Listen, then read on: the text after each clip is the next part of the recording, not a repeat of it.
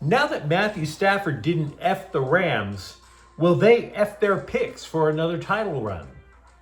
Rob Palinka sounds like a man begging to keep his job with the Lakers, and a reserve for the 2020 Dodgers championship team has died. Good morning. I'm James. And this is your daily dose of sports and snark for the greatest sports city in the world, Los Angeles. This is the faithful Angelenos Morning Report. It is February 8, 2026. Welcome back to the home office. It's also Sunday, the Lord's Day. So if you believe as I do, take a moment. Thank Him for the blessings that you have in your life, like LA sports. And if you like being in the know about LA, clickety-clack the like button. Clickety-clack the subscribe button. There's a notification bell. Hit that. It'll let you know when we drop an update. Sharing is caring. Let people know we exist. And by all means, comment. Now, before we go through the news and notes, a quick look at the scoreboard. It was a good night for the Angelenos. Lakers 105, Golden State 99. LeBron James led with 20. Luka Doncic didn't play. He's day-to-day with a hamstring issue. And UCLA got past Washington 77-73. Trent Perry scored 23. Meanwhile, today, the Clippers are at Minnesota at noon, and USC is at Penn State at 9 a.m. This is the Trojans' final East Coast trip of the year. So with all that out of the way, what do you say we get to the news? Have you seen all the complaining online about today's halftime show? The halftime show isn't going to give me heartburn. It's thinking about the game that's going to give me heartburn. Now understand, I'm not claiming that Seattle or the NFL jobbed the Rams. I'm not saying the Rams got screwed. And I damn sure don't like crying over spilled milk. But damn, one win, right? So the Rams, they were close. And they will continue to be close because Matthew Stafford will play another year. But the Rams still have a variety of choices to make to not simply be a contender to get to the Super Bowl, but to actually reach it and win it. So these questions are going to be critical. Now, the first question, oddly enough, goes back to Stafford. He's going to want a new deal. Again. Now, you can complain about that all you like, due to pointless drama, just like last year. Oh, he might leave. No, he wasn't going to leave. I mean, it's damn sure going to let his drama queen wife have some fodder for her podcast. But if you take a step back from the drama, Stafford has a point.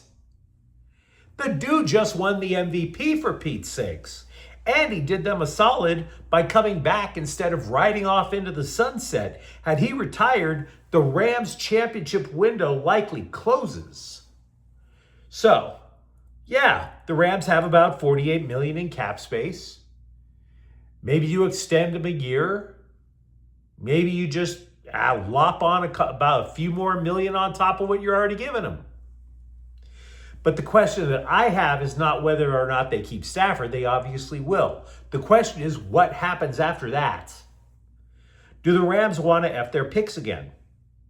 Because they didn't just overpay to bring Stafford in and send Jared Goff off to Detroit.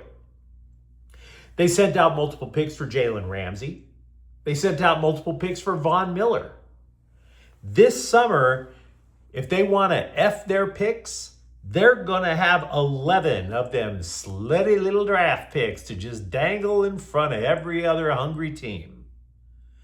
Now, with that come all these hot, moist trade rumors that you're going to hear about. They're all pipe dreams. Stop it. Stop it. I know everybody gets this idea that Max Crosby wants out of Vegas. Way too early to know anything about that.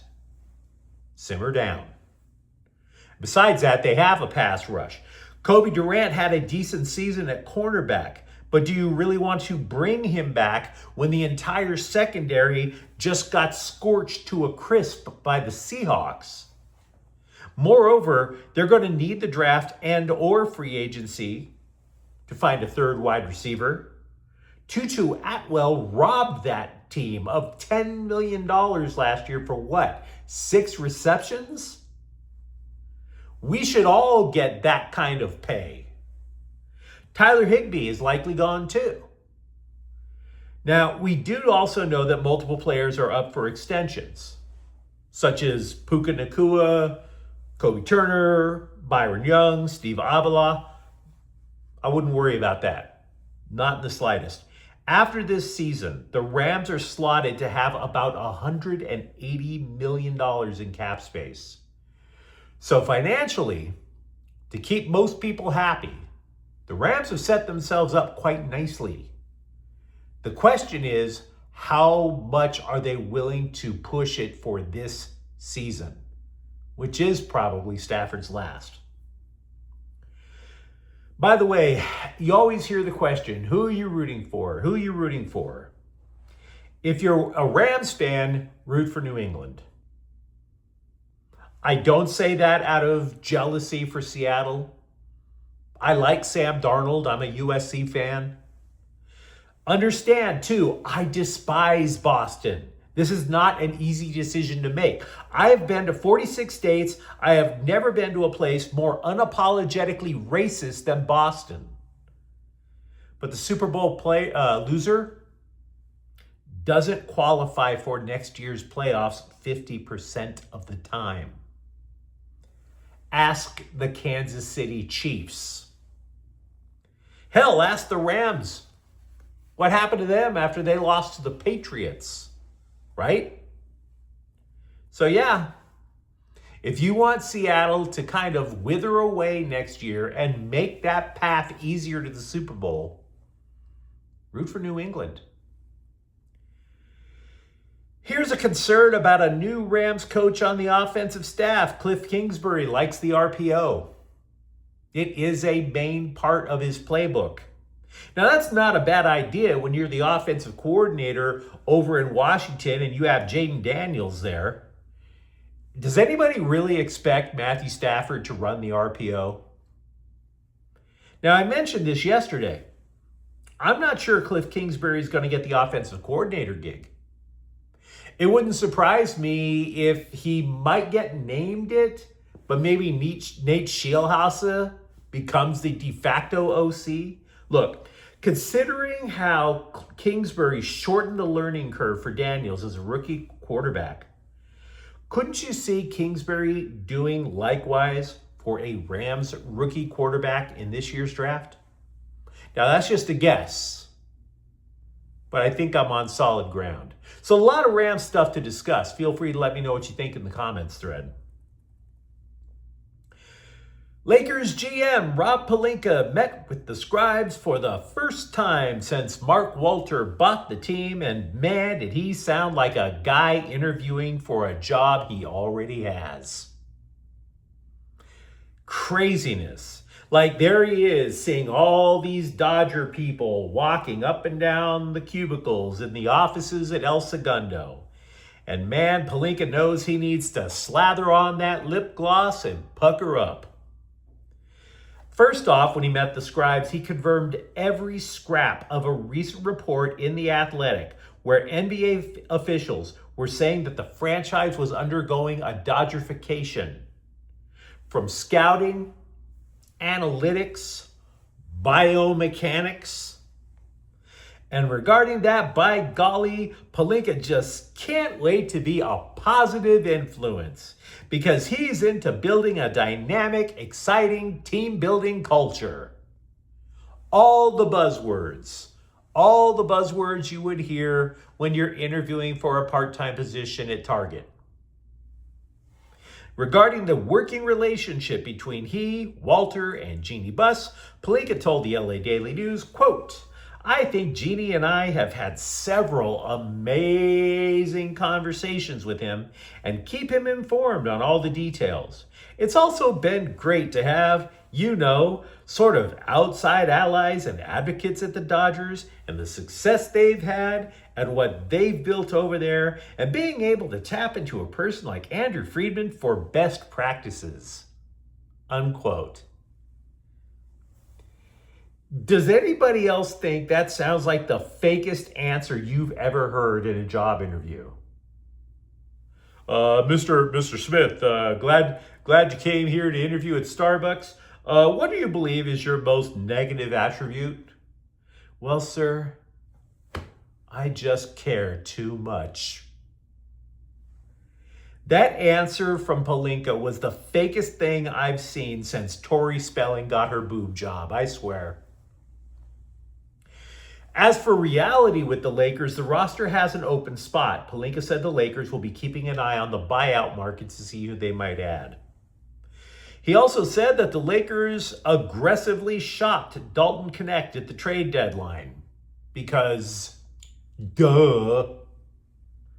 Now, we've spoken a lot recently about the Clippers whiffing on their draft picks. But don't go to sleep on the Lakers brass when it comes to wasting their picks as well. Back-to-back first-rounders were spent on Jalen Hood-Schifino, who I think is now working at a Jiffy Lube, and Knecht. Not exactly the strong selling point to keep your gig when Walter sweeps the house this summer. Now, I'm not trying to tell you Palinka deserves to be fired. I'm just saying that resume could use a pick-me-up, my dude. Stories like this concern me because one of the last ways you would want to go to shuffle off this mortal coil is from complications after surgery, right? I don't know, you head to the hospital for something like a prostate exam because you just want to make sure you could still get busy with your wife. Next thing you know, you're being read your last rites. Not exactly a fun way to spend Lent. But former major leaguer Terrence Gore, who played for the Dodgers in 2020, died yesterday at the age of 34. Wow. Now, for the Dodgers in the Andrew Friedman era, Gore was actually kind of an unconventional addition. Friedman likes Swiss Army knife players, guys who can play anywhere on the field, do a variety of things. Gore had one skill: ludicrous speed. That was it. The quintessential pinch runner with the game on the line. The dude only had 85 major league at-bats over a career that spanned years. Just 16 hits, but 43 stolen bases. He played for 5 teams, and to show you how valuable it can be if you have just one talent, plays for 5 teams, 3 World Series rings. Now, we don't know the precise cause of death. And I'm just saying, you just go in for a random little procedure. We're going to hear more about this story. And it's kind of unfortunate. We talked at length about the Rams a few minutes ago. The Bolts, the Chargers, they also have a few tasks to fill, particularly on the coaching staff. Jesse Minter took 2 Chargers assistants with him to Baltimore. Multiple reports, though, say Jim Harbaugh wants to hire a former NFL head coach to fill one of the vacancies. Adam Gase, last seen stinking up the Jersey Shore with the Jets.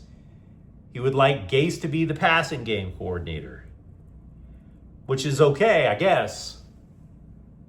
But there is a caveat. Gase hasn't coached since COVID. Not since 2020. I don't know how solid that is. But you let me know what you think in the comments thread. Talk to me, for example, about what you imagine the Rams doing this offseason. Do you believe Rob Palinka keeps his gig? And if you enjoyed this update, don't forget to subscribe to Faithful Angelenos. We're talking LA sports every single day. Thank you for watching. I'm James. We'll be back tomorrow. Faithful Angelenos is a Kian Cortel Queso production. Take care.